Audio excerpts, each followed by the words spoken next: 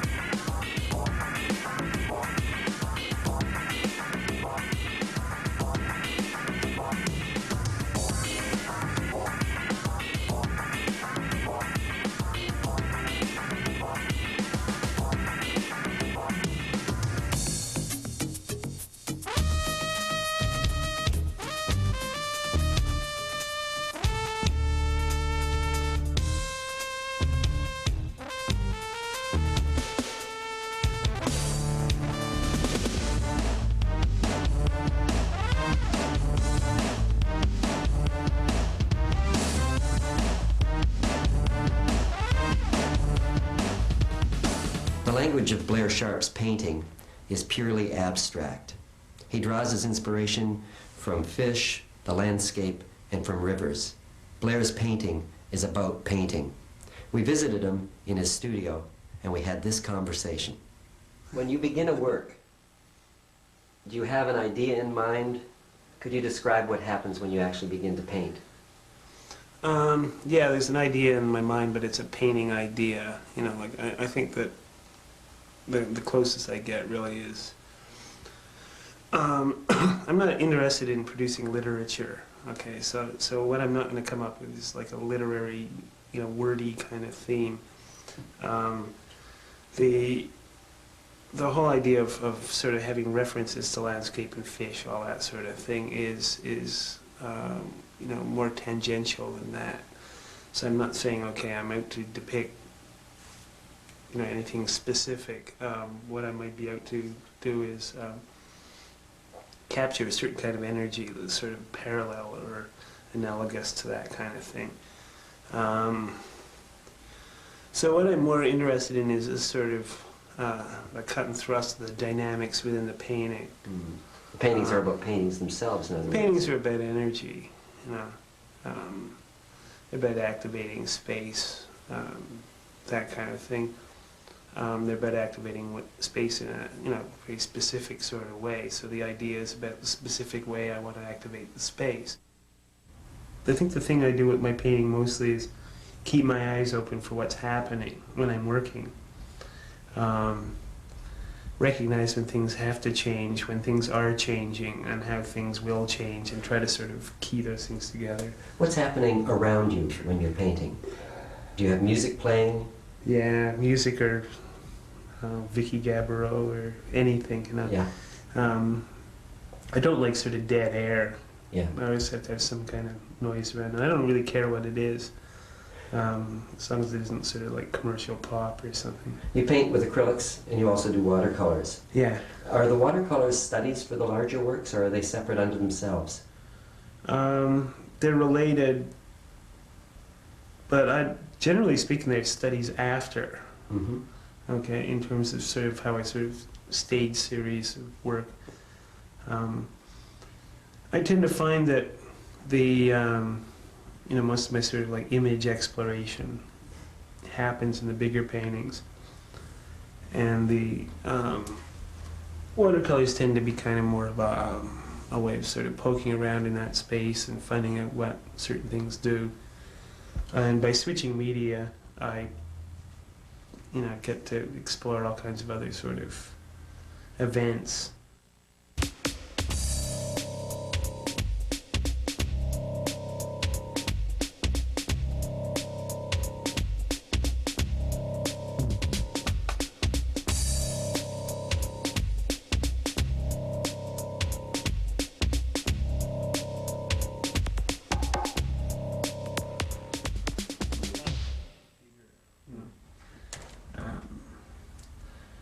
So I was playing, with issues of form and color and scale in these, in a sort of technical kind of way, and also with, because they're a little smaller, maybe a little more minor than some of the bigger paintings, I could sort of play on sort of variations of sort of some of the shapes I've been working at and try to integrate them with, very scale and object-specific thing. But again, just because of the size, they're very different. Paintings physically are quite different from drawings or watercolors. Mm-hmm. I'm actually amazed in this studio of yours, which is really quite small, yet you are still able to make these big, as you say, human scale paintings. And I wonder how you go about doing it in such a small space. Not very many at a time. Yeah. Do you actually stretch a canvas onto a large stretcher and then remove it to get it out and then restretch it somewhere else? Yeah, I'll do that with the very biggest ones. My sort of average big size is designed to fit down pretty well. The staircase? Most staircases that are straight and don't have too many angles in them and aren't too suburban. Tell me about the brush strokes on the wall. How do they occur? I mean, is it? Well, a lot of those end up just because I'm sort of end up with too much color on my brush, and I just need to sort of thin it down because I want to get into cutting into an edge, and I really don't like using my T-shirt for everything. Yeah. And the floor. Well, things do get. I mean, I've always sort of put a bit of carpet in my studio just so I wouldn't worry about spilling things, yeah. On the hard wood. When you start putting paint on, when you change your mind a lot in a painting, it starts building up for a start. Okay, mm-hmm. Now you have to, if that's the sort of way you're going, you have to adapt to that, and it's really easy to make it look bad if you're working that way. So you have to really be in sync with the material, It's gotten to the point right now where I can't change my mind as much as I used to a bit. Why? Because I start making my, very major decisions about, surface qualities a little earlier.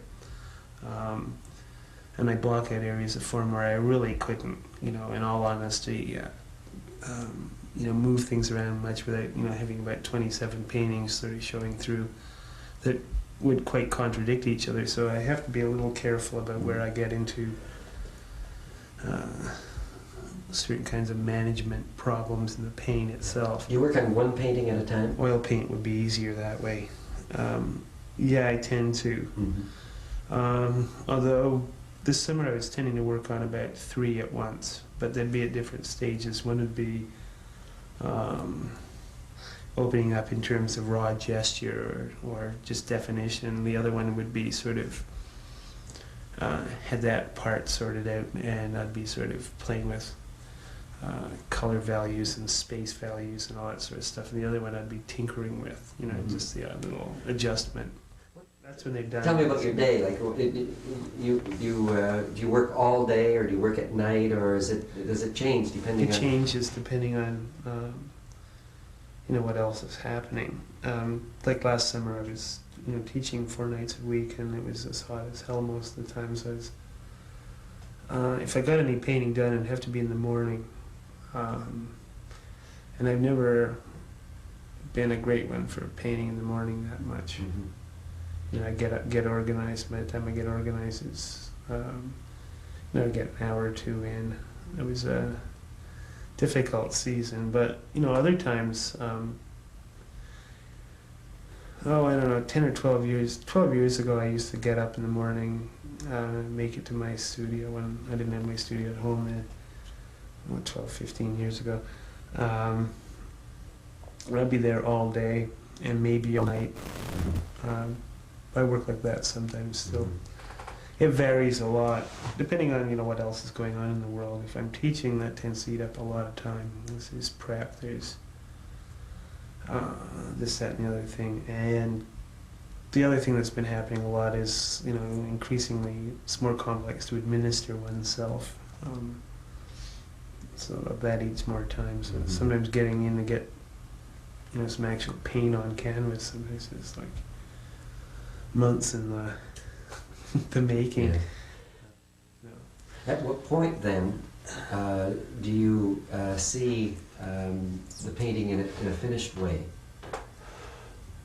When it stops telling me to, when it stops saying, "Save me," you know, I'm not kidding. When I stop having bad dreams about them.